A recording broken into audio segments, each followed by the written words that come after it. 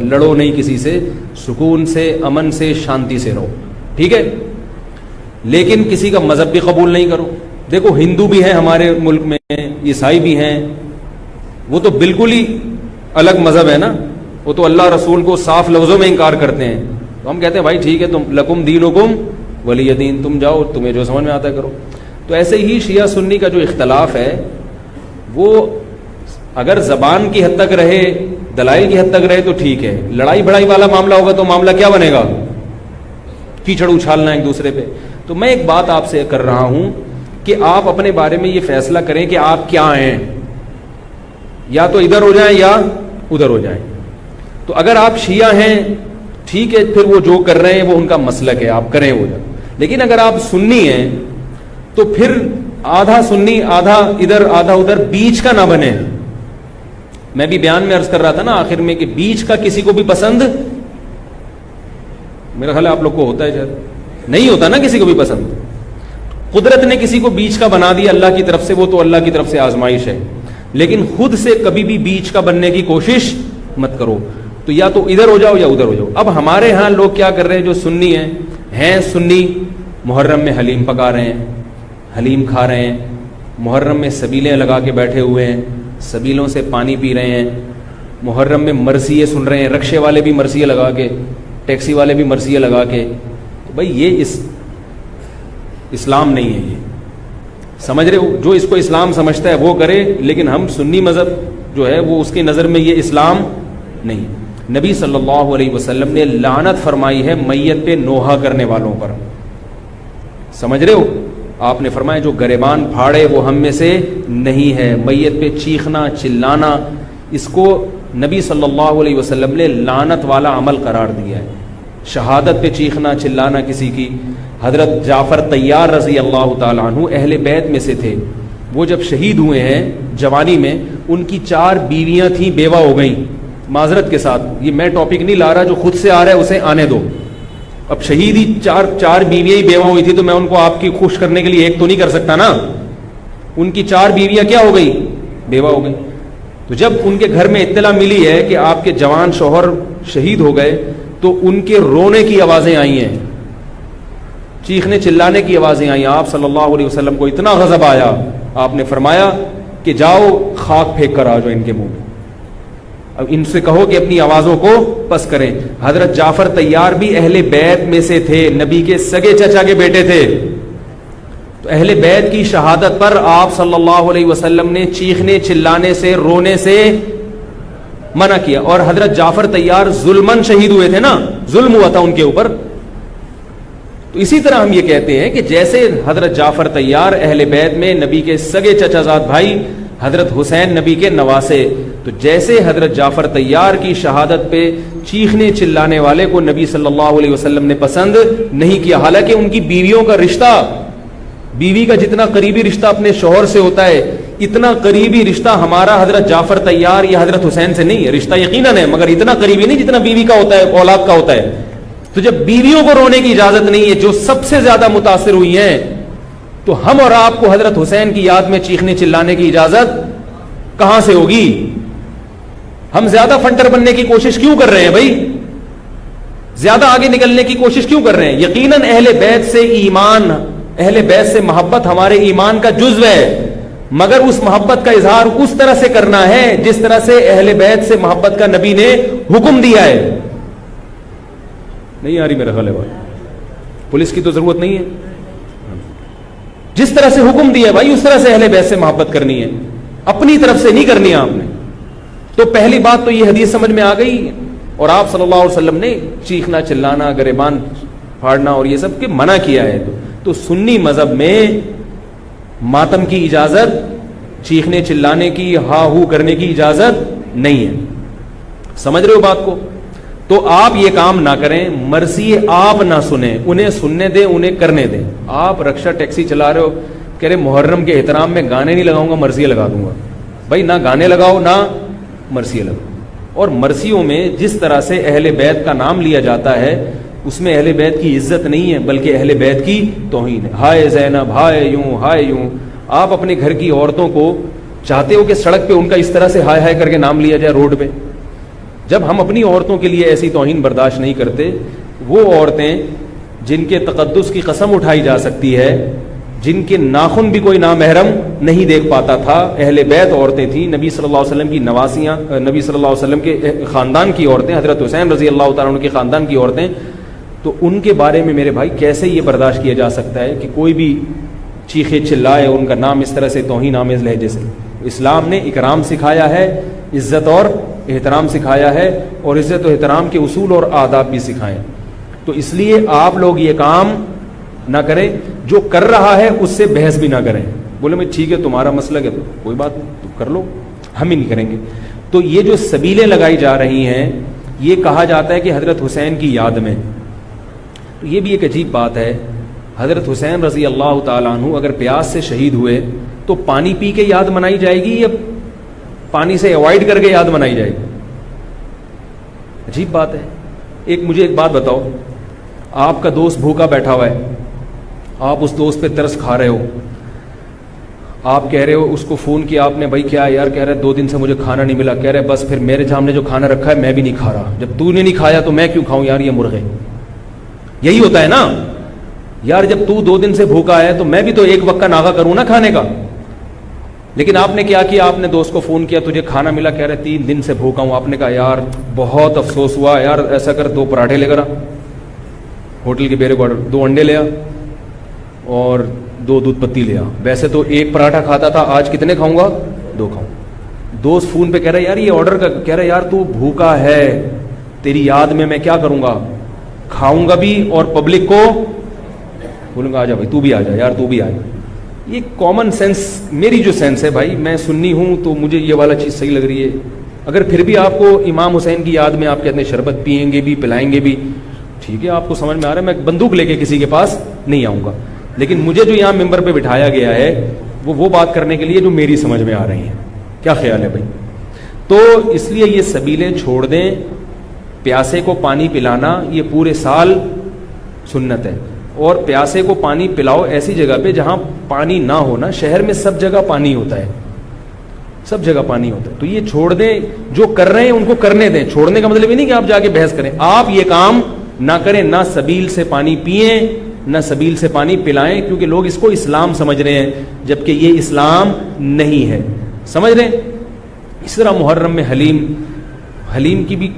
حلیم کا جو فلسفہ بیان کیا جاتا ہے وہ یہ بتایا جاتا ہے کہ حضرت حسین کو کچھ بھی نہیں ملا تھا، کھانے کو کچھ بھی نہیں ملا تھا، تو ہم اب سب چیزوں کا ایک مرغوبہ بنا کے پبلک کو کھلائیں گے، جس سے یہ پتہ چلے گا کہ دیکھو حلیم میں گوشت بھی ہے تو حضرت حسین کو گوشت بھی نہیں ملا، حلیم میں چاول بھی ہے تو چاول بھی نہیں ملے ان کو، حلیم میں دال بھی ہے تو ان کو دال بھی نہیں ملی، حلیم میں جو بھی ہے تو ان کو جو بھی نہیں ملی.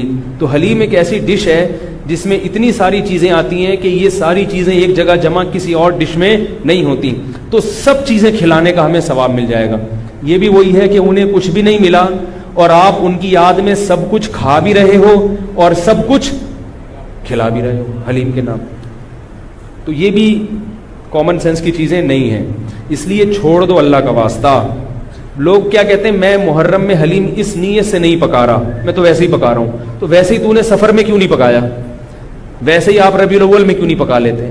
ویسے ہی آپ رمضان میں کیوں نہیں پکا لیتے؟ آج ہی ویسے ہی خیال آیا ہے تو بھائی چھوڑ دو. یہ اسلام خدا کی قسم بدنام ہو رہا ہے دنیا میں.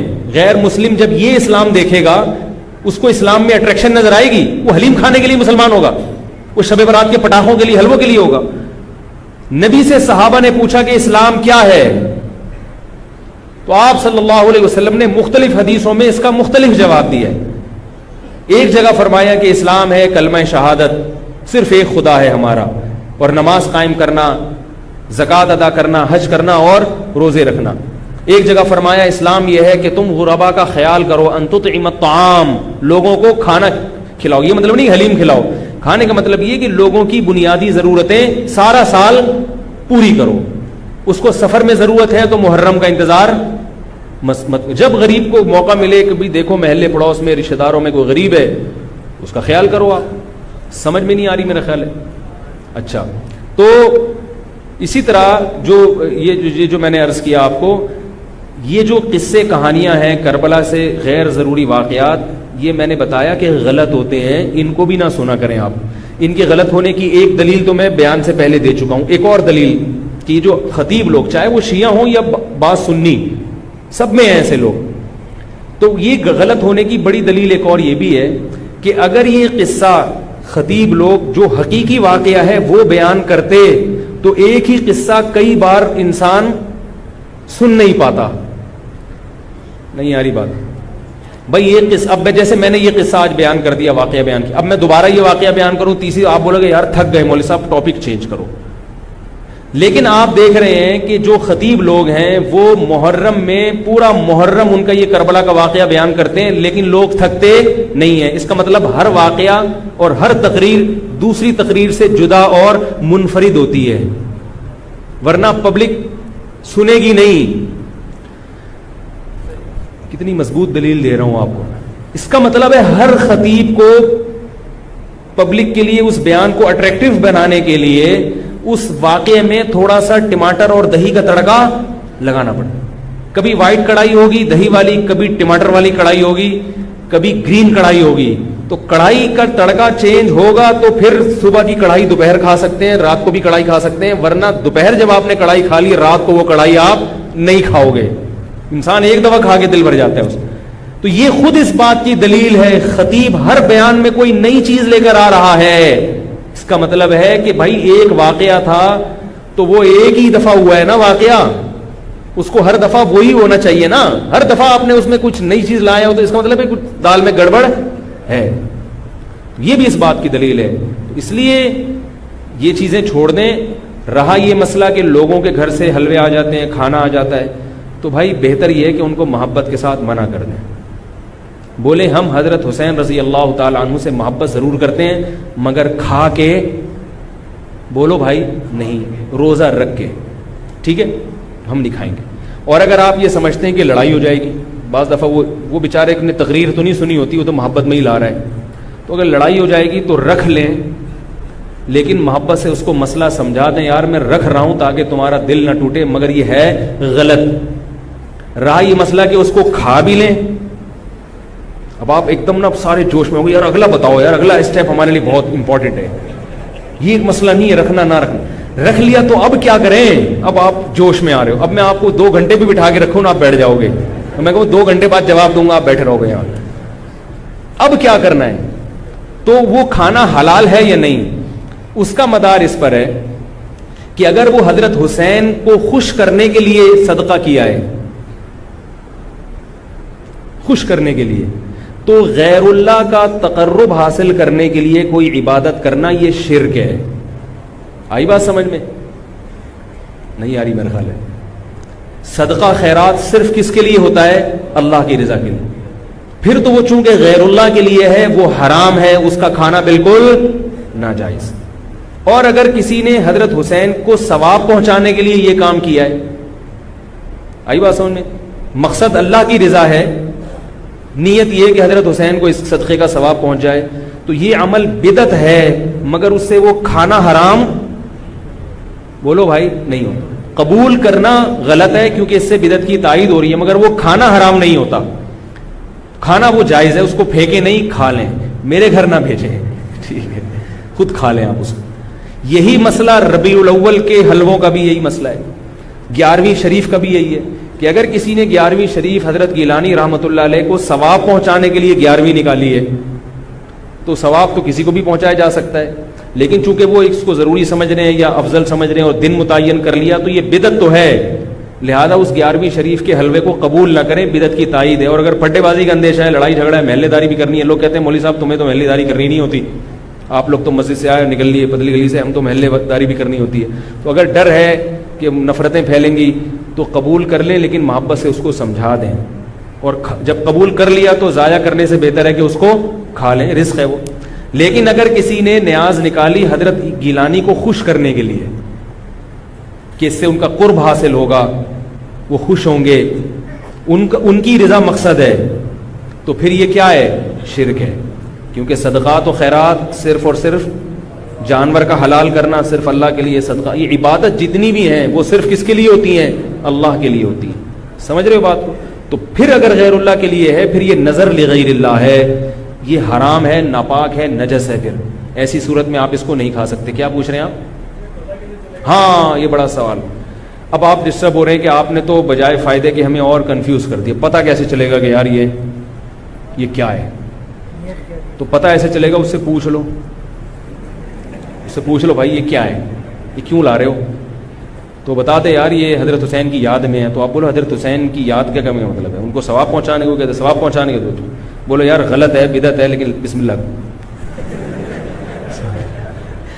اس لیے کوشش کریں کہ رد کر دیں اس کو. یہ تو میں قبول کرنے کا اس صورت میں کہہ رہا ہوں کہ بہت ہی کوئی مسئلہ, بعض لوگ پھر دینداروں سے نفرت کرتے ہیں. یار اس نے تو پورا بیان نہیں سنا ہوگا نا. بہت سو بیچاروں میں جہالت بھی ہوتی ہے, ان کو پتہ نہیں ہوتا. لڑے نہیں کسی سے, محبت سے انکار کرتے ہیں. یار ہم لوگ حلوے مانڈے والے نہیں ہیں.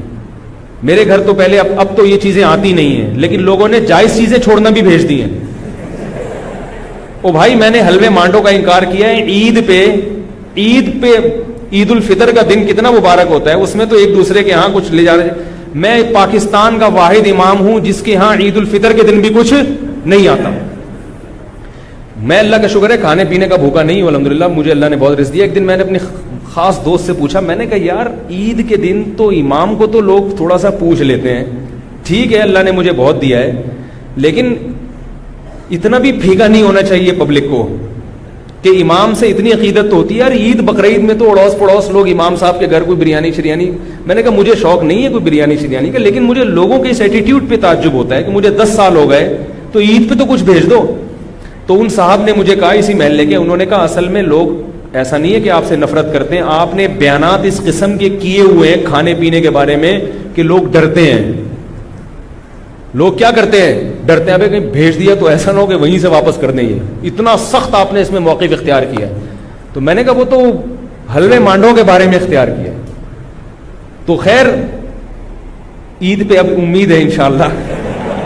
ٹھیک ہے, لیکن نہ بھیجیں آپ لوگ, محبت بس زبان سے اظہار کر دیں.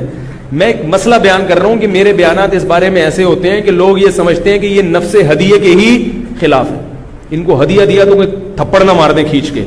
تو ایسا ایٹیٹیوڈ, میں نے کہا اچھا ہے یہی رہنے دو, اس سے ایک تھوڑی سی لوگوں میں عزت رہے گی کہ لوگ سمجھتے ہیں بھائی سینگ ہے نہیں مگر ٹکر مارتے ہیں یہ. تو یہ اس لیے ہم نے سخت موقف اختیار کیا ہے کہ لوگ امام کو کی توہین کرتے ہیں. اب ایک صاحب کے ابا کا انتقال ہو گیا, ہر جمعرات کو میرے گھر کوفتے, انڈے آلو اور کوفتے لے کر آ رہے ہیں. ہم تو جمعراتی مولوی ہیں نہیں, تو مجھے یہ پتہ ہی نہیں تھا کہ آج جمعرات ہے. میں نے کہا چلو بیچارہ عقیدت محبت میں لا رہا ہے تو میں رکھ لیتا تھا. گھر والوں نے پھر جب ہر جمعرات کو ہونے لگا تو گھر والوں نے جمعرات کو رات کو کھانا پکانا ہی چھوڑ دیا. انہوں نے کہا یار جب آ ہی جاتا ہے تو میں نے کہا چلو ٹھیک ہے اللہ دے رہا ہے. بیچارہ ہے بھی عقیدت محبت میرا نمازی تھا. کوفتوں کا ٹائٹ قسم کا بڑا مزیدار سالن آ رہا تھا. ایک دن مجھے خیال ہوا کہ یار کچھ دن پہلے ان کے ابا کا بھی انتقال ہوا ہے اور یہ جمعرات بھی ہے, ایسا تو نہیں ابا کے ثواب کے لیے مجھے کھلا رہے ہوں. میں نے ان سے پوچھا یہ آپ اپنے ابا کو ثواب پہنچانے کے لیے مجھے کھلا رہے ہو؟ انہوں نے کہا جی. میں نے کہا یار آپ مجھے ایک بات بتاؤ کہ آپ کے دادا کا جب انتقال ہوا تھا تو آپ نے اپنے ابا کو کبھی گفٹ دیا یا کھانا کھلایا؟ تو اس لیے کھلایا نا کہ وہ آپ کے ابا ہیں. اگر ابا کو کسی دن آپ نے کھلایا, ابا پوچھے بیٹا کیوں کھلا رہے ہو, آپ کے ابا دادا کا انتقال ہوا ہے ان کے ثواب کے لیے آپ کو کھلا رہا ہوں, ابا کو غصہ آئے گا کہ نہیں آئے گا؟ وہ بھائی ابا کو جو کھلایا جاتا ہے اس لیے نہیں کہ دادا کی موت واقع ہو گئی, ابا کو اس لیے کھلایا جاتا ہے کہ وہ ابا ہیں. نہیں آ رہی بات سمجھ میں؟ آپ اپنی منگیتر کو ایزی لوڈ کرا رہے ہو 500 کا, وہ کہے بھائی کیوں کرا رہے ہو؟ اصل جواب یہ کہ بھائی وہ تو غلط ہے یہ ایزی لوڈ نہ کرایا کریں, لیکن جو آج کل عرف چل رہا ہے آپ کیا کہو گے؟ بھائی ایک تعلق ہے, ایک محبت ہے, میں چاہتا ہوں یہ رشتہ نہ ٹوٹے, یہ کہو گے نا. اگر آپ نے کہا میری چونکہ دادی کا انتقال ہوا ہے تو چونکہ ان کو ثواب پہنچانے کے لیے کوئی غریب مسکین بھیکاری مل نہیں رہا تھا تو میں نے کہا تم ہی ہو غریب تو چلو میں تمہیں 500 روپے کا بیلنس لوڈ کرا لوں, اس کو غصہ آئے گا کہ نہیں آئے گا؟ اگر اس میں غیرت ہوگی تو غصہ آئے گا. تو یاد رکھو عزت دار, جس کو عزت دار, میں نہیں کہہ رہا میں عزت دار ہوں, لیکن جس کی کو آپ عزت دار سمجھتے ہو اس کو ہدیہ دیا جاتا ہے, اس پہ صدقہ نہیں کیا جاتا, ثواب پہنچانے کے لیے نہیں, ہدیہ دیا جاتا ہے اس کے اکرام کے لیے, اس سے محبت بڑھانے کے لیے, اس سے تعلق بڑھانے کے لیے. تو علماء کو ہدیہ دیا کرو ثواب کی نیت سے نہیں, محبت کی نیت سے. ثواب غریبی میں خود بخود ملے گا. نہیں آ رہی میرا خیال ہے, ثواب خود بہت غریبی میں مل جائے گا. تو میں نے ان سے کہا کہ بھائی یہ کوفتے کسی غریب کو کھلائے, میں اللہ کا شکر ہے غریب نہیں ہوں, کسی غریب کو صدقہ کر دیا کرے ابا کے ثواب کے لیے. آئندہ مجھے اس گلی میں آپ کوفتے لے کر گھومتے ہوئے نظر نہیں آئے, ٹھیک ہے, آئندہ نہیں نظر آئے. تو یہ ایک صدقہ اور ہدیے میں فرق ہے کہ ہدیے میں سامنے والے کی عزت ہوتی ہے, تبھی ہدیے میں بہت عزت احترام کے ساتھ کہ قبول کر لیں تو بڑی نوازش ہوگی آپ کی. اور ہدیہ مالدار علماء کو بھی دیا جاتا ہے, بلکہ مالدار علماء کو ہدیہ دینا زیادہ ثواب ہے, کیونکہ اس میں ان کی بے عزتی کا پہلو بالکل بھی نہیں ہوتا. ہمارے حضرت فرمایا کرتے تھے مالدار عالم کو ہدیہ دینا زیادہ ثواب ہے, اس لیے کہ اس میں اس کی بے عزتی کا بالکل بھی آپشن نہیں ہے. وہ کبھی بھی آپ اس کو یہ نہیں دکھا سکتے کہ میرے ٹکڑوں میں پل رہا ہے, وہ کہے گا میرے پاس اللہ کا دیا تم سے زیادہ ہے. تو کہاں سے کہاں بات چلی گئی. تو ایصال ثواب کے لیے کھلانا تو یہ بھی توہین ہے. تو اگر کوئی پیرانے پیر کی نیاز نکال کے آپ کے گھر میں لا رہا ہے ان کو ثواب پہنچانے کے لیے, تو اس میں آپ کی بے عزتی بھی ہے. اس میں آپ کو یہ ثابت کرایا جا رہا ہے کہ آپ چونکہ محلے میں سب سے غریب ہیں, ان کو ثواب پہنچانے کے لیے مجھے آپ سے زیادہ کوئی مستحق نظر نہیں آیا, میں نے کہا چلو بسم اللہ. تو آپ کہیں بھائی ہم غریب نہیں ہیں, ہم ہدیہ قبول کرتے ہیں, صدقات و خیرات قبول نہیں کرتے. اگر غریب ہوں تو بھی یہ کہہ دیں کہ غریب نہیں ہے. اپنی غربت بیان کرنی ہے تو اللہ کے سامنے بیان کرو نا, پبلک کے سامنے کیوں بیان کرے آپ؟ کیا خیال ہے؟ غریب ہو کے بھی آدمی رہے ایسے جیسے اس سے بڑا. ہمارے حضرت بہت مسکین تھے, غریب تھے 60 سال کی عمر تک, لیکن فرماتے میں رہتا ایسے تھا پبلک سمجھتی تھی اس محلے میں ان سے زیادہ پیسے والا کوئی ہے ہی. لوگ کہتے ہیں مجھ سے آ کے قرضے مانگتے تھے, ایسی شان کے ساتھ انہوں نے, مولوی تھے, مولوی ایسے ایسے مولوی بھی ہیں مارکیٹ میں, دیکھو آپ مولوی تھے مگر ایسے رہتے تھے, کہتے ہیں لوگ مجھ سے آ کے قرضے مانگتے تھے. تو اپنے بارے میں فیصلہ کریں کہ ادھر ہیں یا ادھر. اگر سنی ہیں تو مرثی سننا چھوڑ دیں. کربلا کے واقعات جو مستند ہیں وہ علماء کی کتابوں میں پڑھیں, ٹھیک ہے, ایک تاریخی علم ہے, لیکن ہماری شریعت پہلے سے کامل ہے, ہم نے اسی کو فالو کرنا ہے. محرم میں شادی بھی ابھی کیا کریں. محرم میں شادی کے بہت سارے فائدے ہیں. ایک یہ کہ برکت ہوگی انشاءاللہ, محرم کا مہینہ ہے. دوسرا فائدہ یہ کہ بدعت کی, جو لوگ سمجھتے ہیں محرم میں شادی غلط ہے تو بدعت کی مخالفت ہوگی, اس کا الگ سے ثواب ملے گا. تیسرا فائدہ یہ کہ محرم میں شادی ہال سستے ہوتے ہیں, سستے میں شادی ہو جائے گی. کیا خیال ہے؟ تو فائدے ہی فائدے, مزے ہی مزے. اور رہا یہ مسئلہ کہ محرم میں شادی ہوئی اور خدا نخواستہ ناکام ہو گئی, ابھی لوگ یہ بھی کرتے ہیں ناکام ہو جائے, کہہ رہے محرم میں ہوئی تھی نا اس لیے, تو ان سے بولو بہت سے میرے علم میں ایسے ہیں جنہوں نے ربیع الاول میں کی تھی, ان کی بھی ناکام ہو. شادی کے کامیاب ہونے یا ناکام ہونے کا تعلق اس سے نہیں ہے کہ رمضان میں ہو رہی ہے کہ محرم میں, وہ اس سے ہے کہ میاں بیوی کا رشتہ جوڑ کا تھا یا نہیں تھا, دونوں تمیز سے رہنا چاہتے ہیں کہ نہیں چاہتے. اگر دونوں تمیز سے رہنا چاہتے ہیں تو کہیں بھی نکاح ہوگا انشاءاللہ کامیاب ہوگا. اگر دونوں تمیز سے یا دونوں میں سے ایک میں اڑی ہے, وہ رہنا ہی نہیں چاہتا تمیز سے, تو حرم کے اندر بیت اللہ کے اندر بھی نکاح ہوگا تو وہ ناکام ہو جائے گا.